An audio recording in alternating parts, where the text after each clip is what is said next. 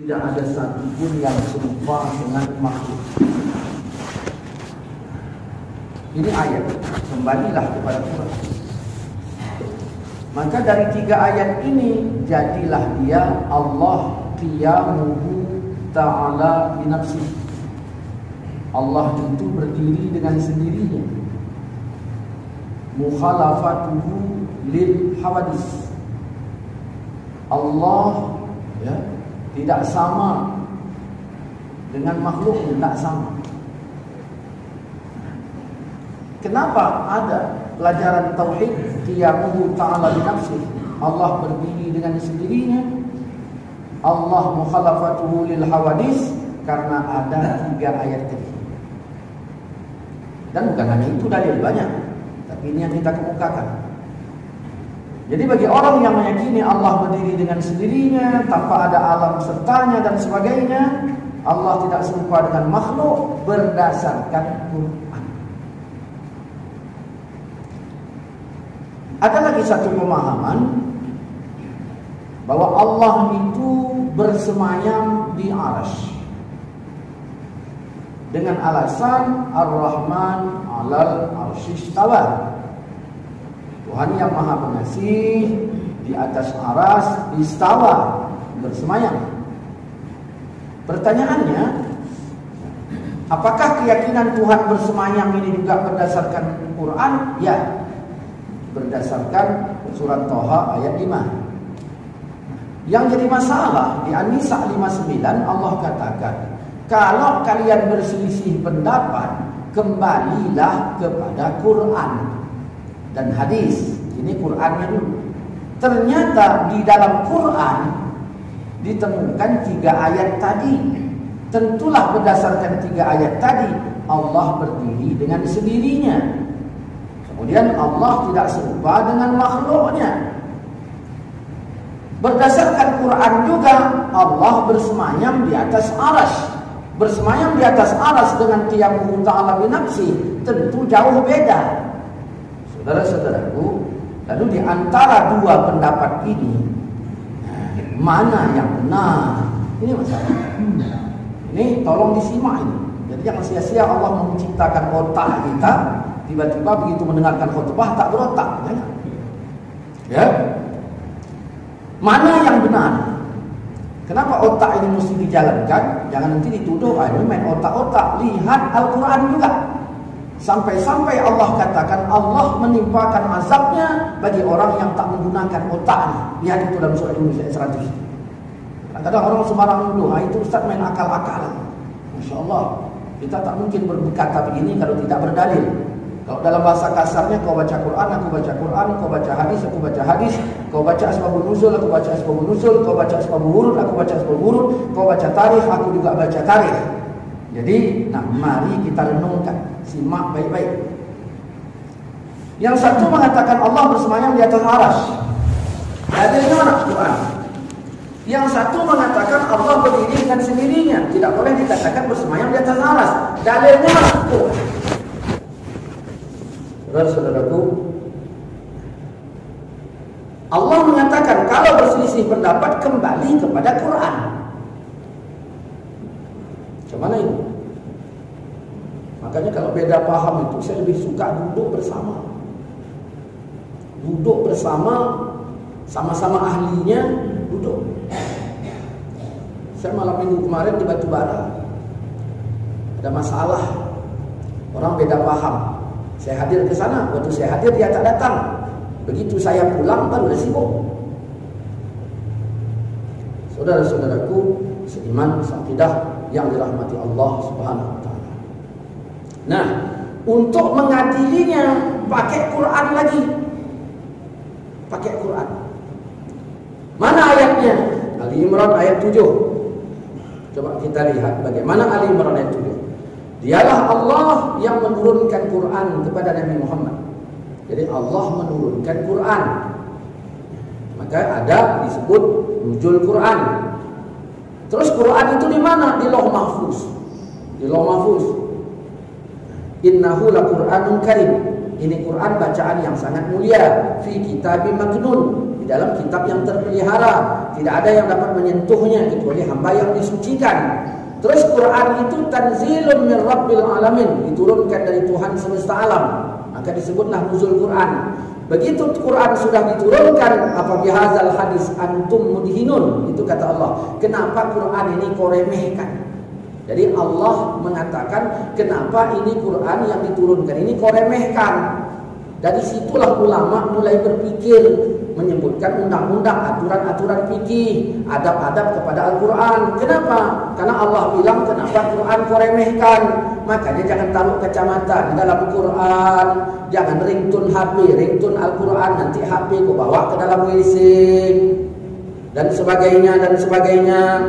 Jangan taruh sesuatu di atas Quran, tak boleh menyentuh Quran kecuali orang yang berwudu. Bagaimana HP yang sedang dibuka ayatnya, bagaimana yang tidak, itu dijelaskan dalam ilmu fikih oleh ahlinya. Yang bukan ahlinya jangan ikut bercakap. Kalau bercakap rusak nanti hukum. Saudara-saudaraku seiman seakidah yang dirahmati Allah Subhanahu wa taala. Nah, dialah Allah yang menurunkan Quran. Di antara isinya, nah ini yang perlu kita simak baik-baik. Di antara isinya ada ayat muhkamat, itulah pokok. Hunna umul kitab, itu pokok ayat muhkamat. Dan yang lain selain ayat muhkamat, ada ayat yang mana juga? Ada ayat mutasyabihat. Jadi Quran dibagi dua.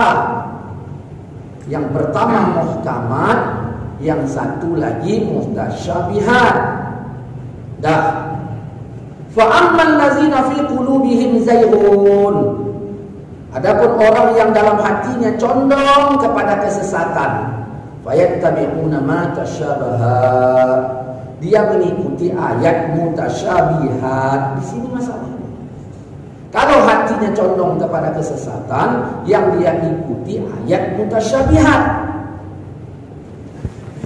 Al-Quran tadi mengatakan kalau berselisih pendapat kembali kepada Quran. Pertanyaannya, ayat muhkamat Quran apa tidak? Quran. Ayat mutasyabihat Quran apa tidak? Ya Quran juga. Lalu bagaimana? Yang satu tadi pegangannya Ar-Rahman 'alal 'arsy istawa, yang satu tadi pegangan innallaha laghaniyun 'anil 'alamin. Ternyata hasilnya berbeda. Dua-duanya kembali kepada Quran. Maka tanyakan, ini muhkamat apa bukan? Di situ masalahnya. Innallaha laghaniyun 'anil 'alamin. Allah kaya dari seluruh alam. Allah tak butuh alam. Walam yakun lahu kufuwan ahad. Tidak ada setara dengan Allah. Laisa kamitslihi syai'. Allah tidak serupa dengan makhluknya.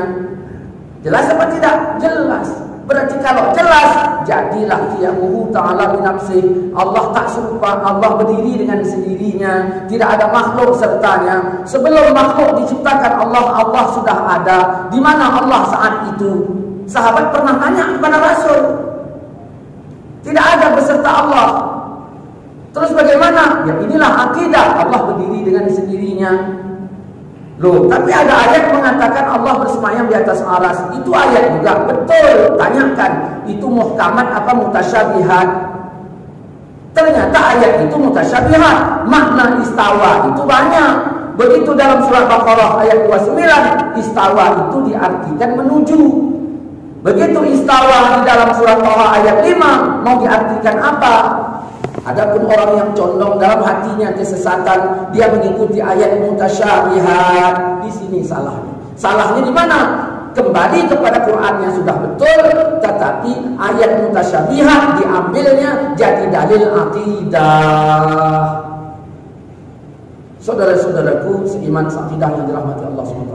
Ini kalau cerita ini dia pertama panjang waktu, yang kedua kepala dingin, yang ketiga harus ngerti dalil.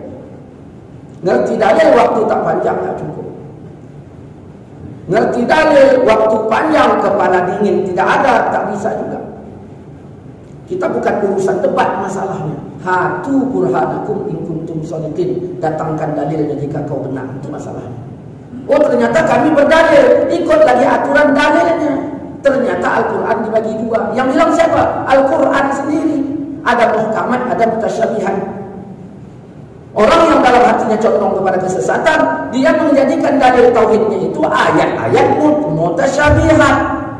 Kita tidak, kita jadikan dalilnya itu ayat-ayat muhkamat. Bagi yang mengatakan Allah qiyamul ta'ala binafsi, Allah tidak bertempat, itu dalil. Cuman kadang-kadang dalil ini ditolak dengan logika, seolah-olah logika bisa mematahkan dalil. Kalau Allah tak di mana-mana berarti tak ada. Masya Allah. Makanya perlu kepala dingin. Saya berikan gambaran. Saya naruh buku di rumah Sudin. Lalu saya bilang sama kawan saya, tolong kau cari di rumah Leman. Lalu dia mencarinya di rumah Leman, tak ada. Lalu kata kawannya, kalau tak ada di rumah Leman berarti tak ada. Kalau tak ada di rumah Leman, tak ada di rumah Leman, tapi ada di rumah Sudin. Allah sebelum menciptakan makhluk ini, Allah sudah ada, disebut qadim. Belakangan baru Allah ciptakan makhluk. Di makhluk inilah menempel kata atas, kata bawah, kata kanan, kata kiri, kata depan, kata belakang, dan sebagainya. Sebelum makhluk ada, kata atas belum ada, kata bawah juga tidak. Allah bagaimana? Allah yang bilang Allah itu tak butuh makhluk. Allah berdiri dengan sendirinya. Beda dengan kita, kalau kita butuh makhluk lain untuk menopang kita. Allah tidak. Lalu bagaimana dengan ayat yang tadi? Itu ayat mutasyabihat. Kalau hatimu condong kepada kesesatan, kata Allah, mengikuti ayat mutasyabihat. Tiap-tiap ayat mutasyabihat ada takwil. Tidak ada yang mengetahui takwilnya kecuali Allah. Berarti ayat mutasyabihat itu bertakwil. Hanya Allah yang tahu. Maka tidak boleh menjadikan ayat itu sebagai dalil akidah. Bagaimana ulama salafus saleh? Ulama salafus saleh dahulu, mereka meyakini istawa itu. Meyakini istawa tidak dimaknakan, karena makna istawa itu lebih 10. Bagaimana Allah di atas arsy istawa? Itu kata salafus saleh. Istawa itu apa? Ya memang istawa. Tak ada yang tahu, pokoknya Allah istawa. Itu salafus saleh. Nah, orang sekarang dikeluarkannya istawa menjadi bersemayam. Bagaimana Allah? Ya Allah bersemayam di arsy. Bukan lagi salafus saleh namanya. Mudah-mudahan bisa dipahami karena waktu juga. Semoga Allah menjadikan kita hamba-Nya.